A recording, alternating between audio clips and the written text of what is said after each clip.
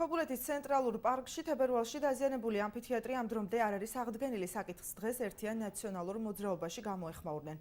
პარტიის წევრი ბონდო თედორაძე გამგეობას პრემიებსა და მივლინებებში ბიუჯეტის ხარჯვის ნაცვლად ამფითეატრის რეკონსტრუქციას ურჩევს. მისივე ინფორმაციით, რეაბილიტაციისთვის საჭირო ფინანსების საკრებულომ ბიუჯეტის კორექტირებისას არ გაითვალისწინა.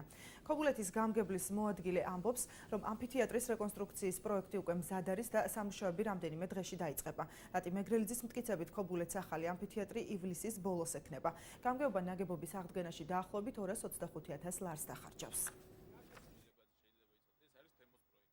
გამგებლის მოადგილე ბატონი ცეცხლაძე ბრძანებს, რომ რაღაც პროექტის შეძენას ელოდება და ასე შემდეგ. ჩვენ გვინდა უთხრათ მათ, რომ ამ საქმის განხორციელებას, რეკონსტრუქციას არანაირი პროექტი არ ჭირდება, ჭირდება კეთილი ნება და ჩვენ ერთიანი ნაციონალური მოძრაობა უახლოეს საკრებულოს სხდომაზე ველოდებით ბიუჯეტში ცვლილებას, რათა სეზონამდე და სეზონისთვის ეს იყოს აღდგენილი და რეალურად ქობულეთი ტურისტულ სეზონს შეხვდეს მომზადებული. პროექტის საბოლოო ვარიანტი უკვე შეთანხმებულია, ხელმოწერილია.